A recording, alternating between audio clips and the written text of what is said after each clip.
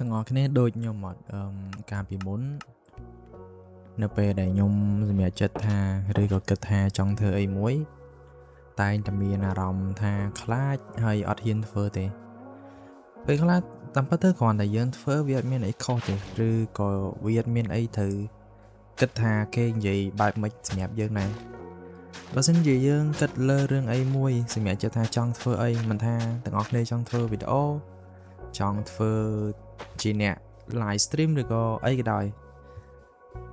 តាមពិតទៅបើសិនជាយើងធ្វើហ្មងគឺវាអត់មានអីអ្នកណាគេមកថាយើងទេប៉ុន្តែមានតែខួរក្បាលរបស់យើងការគិតរបស់យើងខ្លួនឯងទេដែលយើងគិតថាចុះបើយើងធ្វើទៅគេថាចេះយើងធ្វើទៅគេថាចោះយើងធ្វើទៅគេមើលមកយើងមិនឬក៏មើលមកយើងផ្លូវណាផ្លូវណីអញ្ចឹងតាមពិតទៅវាមានតែគេគិតអញ្ចឹងទេមនុស្សម្នាក់គេរវល់តែជាមួយរឿងរបស់គេទេជាក់ស្ដែងទៅគេអត់មានណាគេមករវល់មួយយើងទេប៉ុន្តែយើងខ្លួនឯងទេដែលយើងគិតច្រើនហើយអារឿងទាំងអស់ហ្នឹងវាមិនមែនកើតឡើងតែអ្នកទាំងអស់គ្នាទេកើតឡើងជាមួយមនុស្សទូទៅហ្មងសម្បីតែខ្ញុំឬក៏សម្បីអ្នកណាក៏ដោយប៉ុន្តែអ្នកដែលអាចយកឈ្នះហ្នឹងបានគឺពួកគេរៀនប្រាប់ខ្លួនឯងថាត្រូវរៀនធ្វើវាអត់មានអីធ្វើទាស់ខុសក្នុងការធ្វើទេបើសិនជាយើងធ្វើ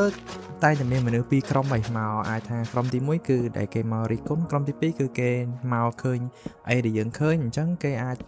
មកលក្ខណៈជាផ្លូវមួយមកក្នុងការគ្រប់គ្រងយើងឬក៏ support យើងឯហ្នឹងវាមានតែផ្លូវពីរហ្នឹងឯងគ្នាយើងតាមទៅយើងអត់មានត្រូវខ្លាចក្នុងការចាប់ផ្ដើមធ្វើអីមួយទេមិនថាធ្វើអីក៏ដោយយើងគ្រាន់តែយើងធ្វើវាទៅមិនបាច់ចាំខ្លាចមិនបាច់ចាំគិតអីវែងឆ្ងាយទេបើ